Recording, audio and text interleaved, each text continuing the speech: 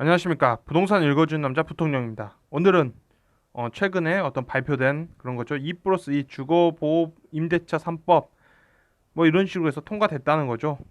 임대차를 더 보호해 줄 수 있는 그런 법안이 통과됐다라고 해서 이렇게 본다면 대략적으로 어떤 부동산에 대한 규제 이런 것들이 어떤 규제책이 뭐 한 개 더 늘어났다 또는 지금까지 하기로 했던 어떤 규제책들이 이제는 상임위를 통과했다 뭐 이런 식으로 해서 곧 시행이 된다. 뭐 그런 내용을 담고 있을 것 같아요. 그래서 임대차 3법이란 게 세입자를 보호한다는 건데 그냥 2년 살 것, 4년 살자 뭐 그런 얘기겠죠.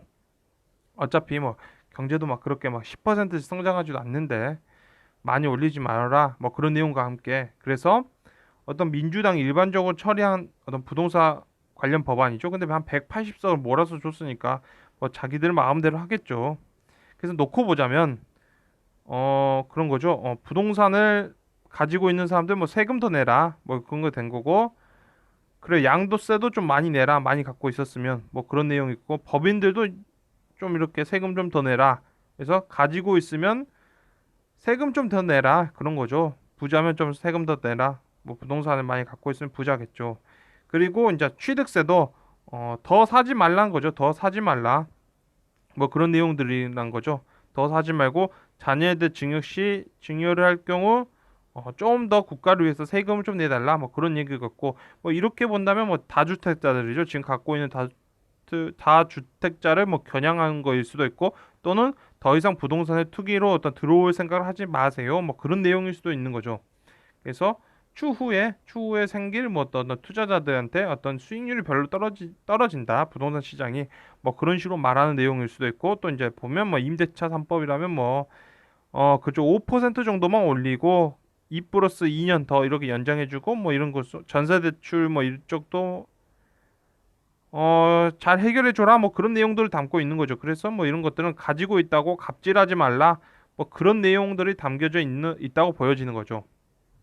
그래서 도합해 보면 그냥 규제책이지. 규제책이 작동이죠. 작동 또는 뭐 시행 또는 뭐 지금까지 없던 규제책들이 더 추가됐다라고 볼 수 있을 거예요. 그래서 규제책이 추가됐다라는 거죠. 근데 뭐 규제책이라는 게 지금까지 뭐 정부가 규제하겠다는 게 뭐 올해 오늘 뭐 올해 일도 아니고 근데 뭐 그런 일도 아니고 뭐 2007년도도 뭐 규제 뭐 하겠다 뭐 했고 뭐 그런 거죠. 근데 중요한 건 무엇이냐면 그래서 결론적으로 뭐 정부가 뭐 이렇게 잡거나 아니면 정부가 풀어주거나 어쨌든 중요한 건 그런 거예요. 우리가 경제가 발전하면 우리의 어떤 원화로 표시되는 자산들이 가격이 오른다라는 거죠.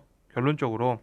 그래서 우리가 놓고 보자면 2011년도에 내미양 공덕으로 아파트를 이렇게 전세 들어가신 분이 있을 거고 광명 브라운스톤으로 이렇게 가신 분이 있을 거예요. 이렇게 보자면 여긴 서울이겠고 광명이라는 건 서울이 이렇게 있다면 그 옆에 달려져 있는 부분에 있던 광명이겠죠. 그래서 뭐 열차로 뭐 한두 건 뭐 그 정도만 떨어져 있는데 뭐 그러냐라고 할 수 있겠지만 뭐 가격 차이는 나는 거죠. 서울하고 어떤 서울의 외곽 편하고 그래서 놓고 보자면 내미양 공덕에 서울 전세로 이렇게 들어가신 거죠. 전세로 그래서 3억 6천에서 뭐 3억 9천 사이에 들어가신 거고 광명 브라운스톤에서 뭐 3억 6천에서 3억 9천 정도로 뭐 들어간 사람들 보이는 거죠. 그래서 놓고 보자면 2011년에 3억 8천은 8.3이었던 거예요. 8.3. 8.3이면 그런 거죠. 한 80% 수준이었던 거죠. 서울 아파트였던 가격에서 한 80% 수준으로 전세를 들어간 거고 80% 수준으로 서울이 아닌 서울 옆에 붙어 있는 경기도에 그래도 역세권이 뭐 될 수 있는 뭐 그런 아파트로 뭐 매매를 했다라고 볼 수 있겠죠. 매매를 했다. 그리고 시간이 지나서 대한민국의 경제가 발전했다면 뭐 6억대 정도로 올라가 있을 수 있다는 거죠. 6억대죠. 그래서 이렇게 보자면 전세 가격은 그래 그 전가고도 뭐 6억에서 6억 7억 6억 7억 뭐 6억 1천 뭐 이런 식으로 있고 뭐 6, 7억도 있고 하면 대략적으로 이 정도까지 올라온 거죠. 전세 가격이 이렇게 올라왔구나. 광명 브라운스톤도 보다는 뭐 6억 8천도 있고 뭐 여기 보시면 6억 1천, 6억 7백에서 6억대 정도 들어온 거죠. 그래서 광명 매매 가격은 뭐 이렇게 들어온 거죠. 이 정도대로 들어왔다. 그 6억 8천은 뭔가 장난질을 쳐놓은 것 같은데 그래요. 뭐 이렇게 마취가 됐나 보죠. 그렇게 보자고요. 뭐 맞춰야 됐다라고 보면 대략적으로 그런 거죠. 대략적으로 이렇게 들어온다는 거예요. 그래서 경제가 발전한 거죠. 경제가 이렇게 발전한다면 경제가 발전한다면 우리의 원화로 표시된 자산들이 따라서 이제 올라오는 거죠. 그게 뭐 전세일 수도 있고 뭐 매매 가격일 수도 있고 그래서 이렇게 따라 올라온다라는 거죠. 따라 올라온다. 그래서 결론적으로 이렇게 넣고 보자면 대한민국이 있었던 거죠. 이렇게 김영삼 정부다 있다. 이게 문민정부죠. 문민정부. 즉 어떤 시민들이 나라를 경영했다. 뭐 그런 시기 때 민주화 세력들이 했던 그 시기 때 1억 8,200 정도 했다는 거죠. 서울의 아파트 가격이 이렇게 보시면 이렇게 서울에 있는 많은 아파트들을 보니까 1억 8,200 정도 했다는 거예요. 그래서 1993년이요. 김영삼 정부가 처음 들어섰을 때 그때 1억 8,200은 대한민국 그동안 얼마만큼 경제를 성장했냐면 6배에서 5배 정도 경제 성장을 발전했다는 거예요. 그래서 현재는 그 금액들이 11억에서 뭐 9억 사이 정도로 올라온 거죠. 이 돈의 크기가 그만큼 올라왔다라고 보여지는 거예요. 그래서 현재 어떤 서울에 있는 아파트들이죠. 그 분양하는 가격들을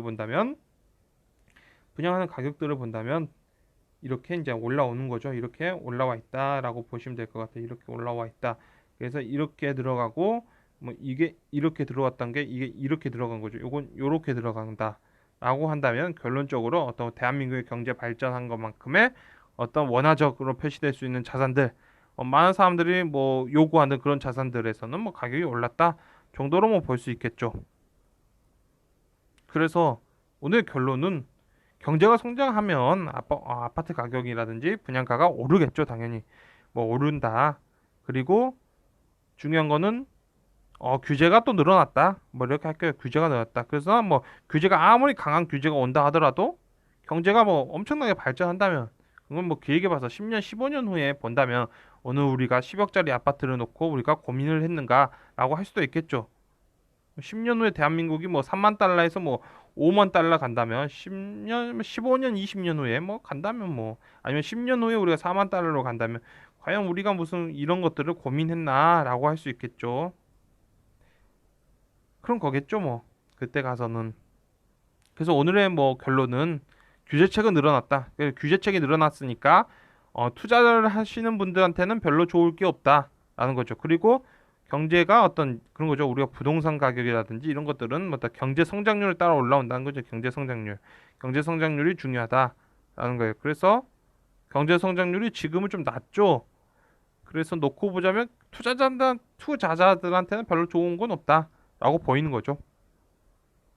뭐 그게 전부일 것 같습니다. 그래서 오늘 영상은 그냥 규제책이 시행된다라고 오늘 영상을 마치도록 하겠습니다. 지금까지 시청해 주셔서 너무나 감사합니다.